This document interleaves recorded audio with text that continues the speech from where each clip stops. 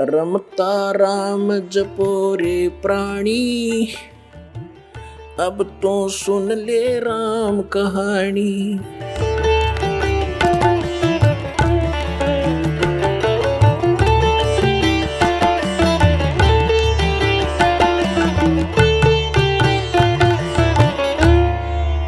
परमात्मा हमें याद दिलाते हैं कि ये मनुष्य जीवन बच्चों बड़ा मुश्किल से मिलता है, और मनुष्य जीवन मिलता है तो इसमें कुछ सुविधाएं भी अधिक होती हैं, इसमें कुछ बुद्धि भी एक्स्ट्रा होती है।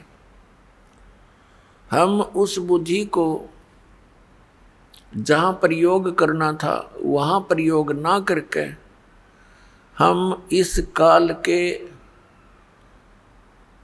इसी लोक में हम वो आइटम संग्रह करने में लगे रहते हैं जिनको हमने यहाँ छोड़कर जाना होता है। बुद्धिमान व्यक्ति उन वस्तुओं को विदेश में कभी संग्रह नहीं करता जिनको वो अपने स्वदेश नहीं ले जा सकता। उसका यूज क्या, बेमतलब पैसे खर्च कर कर वहाँ दर के आने का। तो ऐसा काम वही कर सकता है जो कति अज्ञानी हो। अपनात्मा हम सबको मालूम है कि हम जो भी कोठी बंगले संपत्ति इसको इकट्ठा करने में आजीवन लगे रहते हैं, ये हमारे साथ नहीं जाती। और जो वस्तु साथ जानी है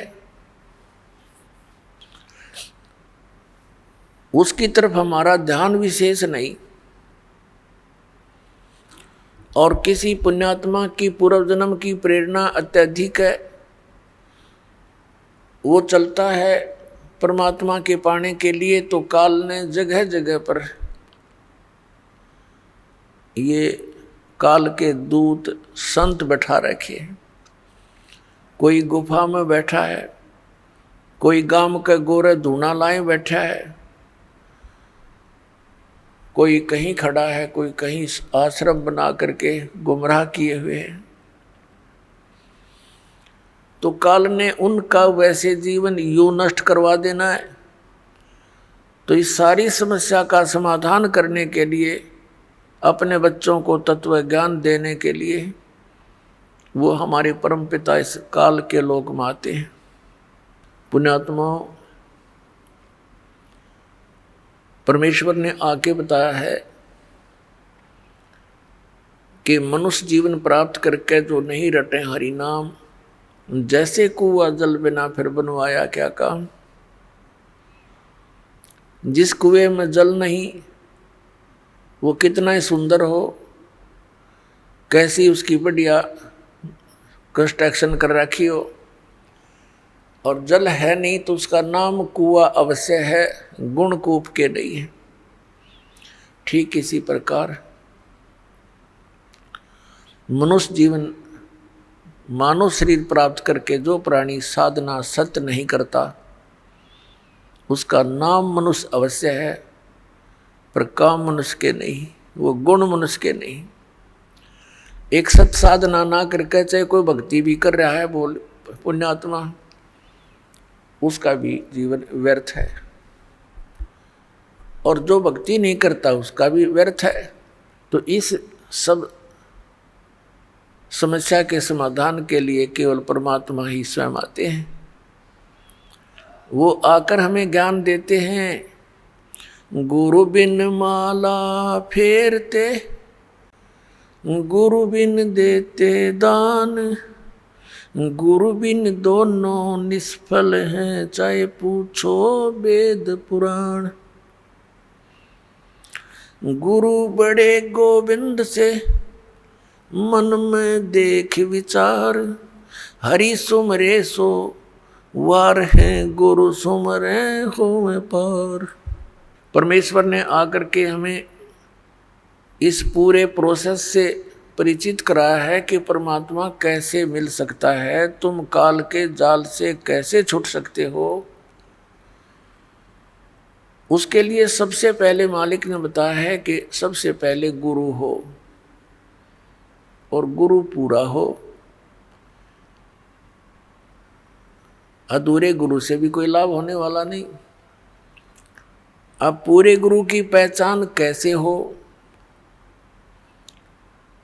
हमारे जो सदग्रंथ हैं, जिनको आज तक हम सर्वधार्य मानते रहे, पवित्र चारों वेद, पवित्र श्रीमद् भगवत गीता और पवित्र 18 पुराण, ये हमारे हिंदू धर्म के सदग्रंथ माने जाते हैं। वैसे तो ये सदग्रंथ, ये शास्त्र किसी धर्म विशेष के नहीं है, ये तो मानव मात्र के लिए एक संदेश है भगवान का। ये उसमें लिखे और बोले गए थे जिसमें कोई धर्म नहीं था, फिर भी अब ये हिंदू समाज के निमित्त कर दिए गए हैं। तो इसीलिए कहा जाता है जो हिंदू धर्म के जो अनुयायी हैं, पुण्यात्माएं हैं, वो इन सदग्रंथों को सही मानते हैं। तो दास ने ऐसी दया की परमात्मा ने कि जो भी समूह, जो भी धर्म जिस भी ग्रंथ को श्रेष्ठ मानता है, उसी ग्रंथ के आधार से उनके द्वारा की जा रही क्रियाओं और ज्ञान को ये दिखा दिया कि आप ये कर रहे हो, आपके सदग्रंथ ये बता रहे। और जो शास्त्रों में वर्णित साधना और ज्ञान नहीं है, वो लोक वेद है, वो मनमाना आचरण है, उससे कोई लाभ नहीं होगा। श्रीमद् भगवत गीता अध्याय नंबर 16 के श्लोक नंबर 23 और 24 में कहा कि शास्त्र विधि को त्याग कर जो मनमाना आचरण करते हैं, उनको न तो कोई सुख होता है, न उनको सिद्धि प्राप्त होती है, और न ही उनकी कोई गति होती है। और इन तीन चीज़ों के लिए ये भक्ति करते हैं, परमात्मा को याद करते हैं, और यही नहीं हुई तो फिर उसका लाभ क्या करने का? व्यर्थ प्रयत्न हुआ। अपने आत्मा परमात्मा ने आकर ये ज्ञान दिया कि सबसे पहले आपका गुरु हो, गुरु भी पूरा हो। ये गुरु, नकली गुरुओं ने सारा काम बिगाड़ रखा है। तो सूक्ष्म वेद में कहा कि गुरुआं गाम बिगाड़े, संतो गुरुओं गाम बिगाड़े, ऐसे कर्म जीव कला दिए, ईब जड़े नहीं जाड़े।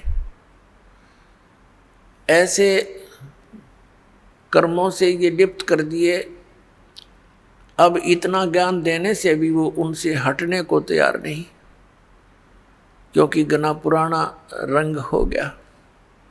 तो पुण्यात्माओं, परमात्मा जब यहाँ आए, छोटी से 5 वर्ष की आयु में ही वे अपना इस यथार्थ ज्ञान का प्रचार करने लग गए थे। उनके ज्ञान के सामने बड़े बड़े ऋषि, महर्षि, मंडलेश्वर सभी परास्त हो गए थे।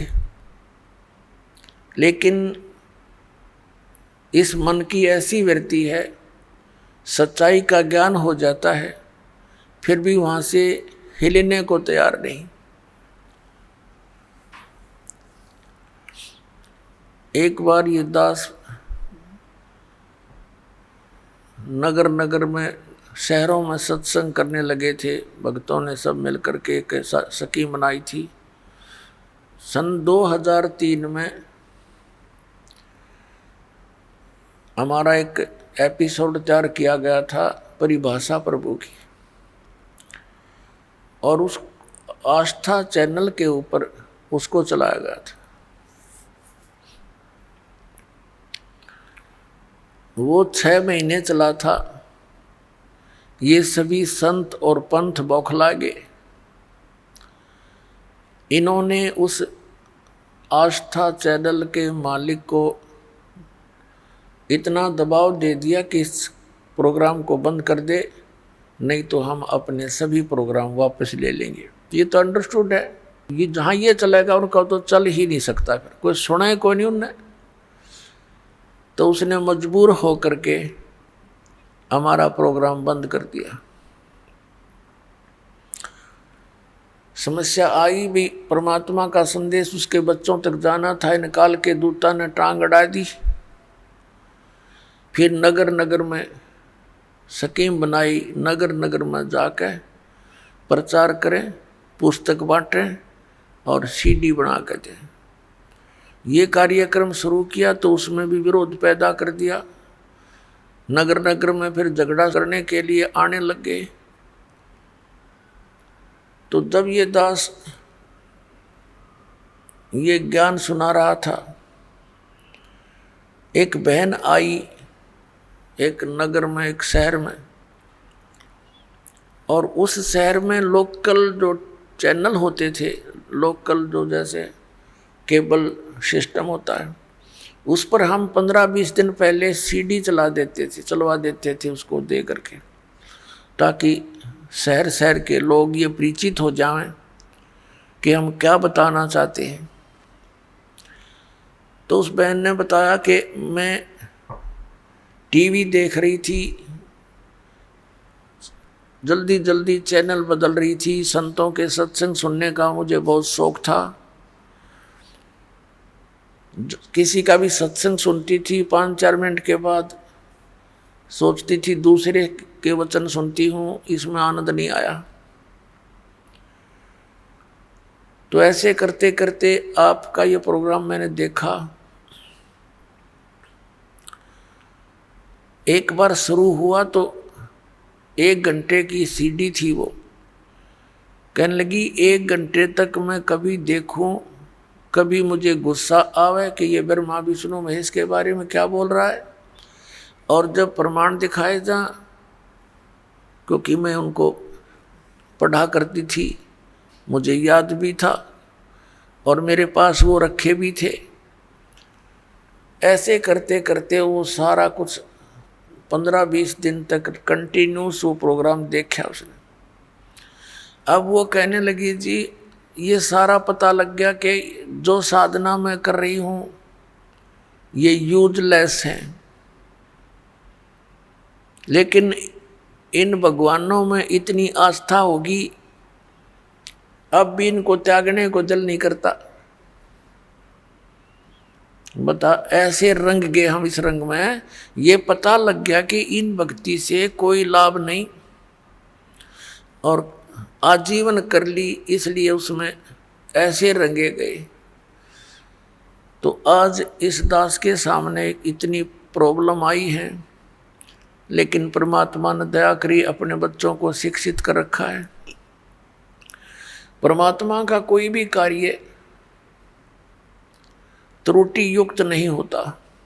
आप सुन रहे थे जगत गुरु तत्वदर्शी संत रामपाल जी महाराज जी के मंगल प्रवचन। अधिक जानकारी के लिए विजिट कीजिए हमारी वेबसाइट www.jagatgururampalji.org। संत रामपाल जी महाराज जी के शुभ आशीर्वाद से पूरे विश्व भर में 500 से भी ज्यादा नाम दीक्षा केंद्र हैं, जिन पर संत रामपाल जी महाराज जी द्वारा ऑनलाइन निशुल्क नाम दीक्षा दी जा रही है। अपने नजदीकी नाम दीक्षा केंद्र का पता करने के लिए संपर्क करें 8222880541।